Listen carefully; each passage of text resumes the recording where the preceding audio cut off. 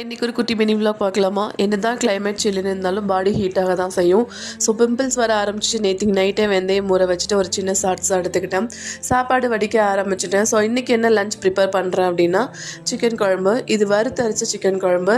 இதில் வெங்காயம், இஞ்சி, பூண்டு, அதுக்கப்புறம் ஜீரகம், மிளகு, சோம்பு, கசகசா, சிக்கன் பவுடர் எல்லாம் போட்டு வறுத்துட்டு அதுக்கப்புறம் எப்பவும் போல் நம்ம குழம்பு தாளிக்கிற மாதிரி தாளிச்சிட்டு வாஷ் பண்ணி வச்சுருக்க சிக்கன் உள்ளே போட்டுட்டு குழம்பு மசாலா, தேங்காய் எல்லாம் அரைச்சி ஊற்றினீங்க அப்படின்னா குழம்பு சூப்பராக ரெடி ஆயிரும். என்னதான் குழம்பு மசாலா கடையில் வாங்கினாலும் வீட்டில் அரைக்கிற மாதிரி இருக்காது. ஸோ ஃபில் பண்ணி எடுத்து வச்சுட்டேன்.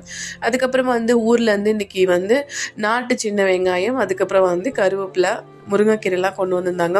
ஸோ எல்லாத்தையும் எடுத்து வச்சுட்டு இன்றைக்கி லன்ச் ரெடி ஆகிடுச்சு. கொஞ்சம் ஏர்லியாகவே 12:30க்கு லன்ச்லாம் முடிச்சிட்டேன். அதுக்கப்புறம் கொண்டு வந்த கருவேப்பிலையை வாஷ் பண்ணி எடுத்து வச்சுட்டேன். இது சுத்தமான நாட்டு கருவேப்பிலை, வாசமாகவும் இருக்கும். ஸோ இன்றைக்கி ஈவினிங் கிட்ஸுக்கு வெஜ்ஜீஸ் எல்லாம் போட்டு ஒரு பணியாரம் பைட்ஸ் தான் ரெடி பண்ணேன். இந்த பைட்ஸ் நீங்கள் ஈஸியாக இன்ஸ்டண்ட்டாக 10 நிமிஷத்தில் ரெடி பண்ணிடலாம். ஸோ துருவின கேரட்டு, பச்சை மிளகா, அதுக்கப்புறம் ஒரு கேப்சிகம், கொஞ்சமாக பீன்ஸு, கட் பண்ணி வச்சுருக்க வெங்காயம், கடுகு, உளுந்த பருப்பு, தேவைன்னா கடலை பருப்பை சேர்த்துக்கோங்க. ஒரு கைப்பிடி அளவுக்கு க்ரீன் பீஸ் உள்ளே ஆட் பண்ணியிருக்கேன். ஸோ எல்லாத்தையும் உப்பு போட்டு நல்லா வெஜ்ஜீஸ் அதோட பச்சை வாசனை போகிற அளவுக்கு நல்லா வதக்கிக்கலாம். ஸோ இப்போ ஸ்டஃபிங் சூப்பராக ரெடி ஆயிடுச்சு. ஸோ வாசனைக்காக நீங்கள் இதில் கொஞ்சமாக கொத்தமல்லி, கருவேப்பிலை போட்டு மிக்ஸ் பண்ணிக்கோங்க.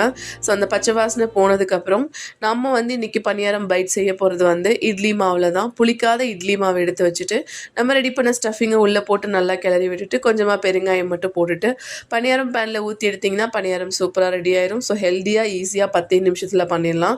ஸோ கிட்ஸை டியூஷன் வீட்டுக்கு கூட்டிகிட்டு வந்தாச்சு. இன்றைக்கி ரொட்டீன் ஒர்க் இவ்வளோ தான்.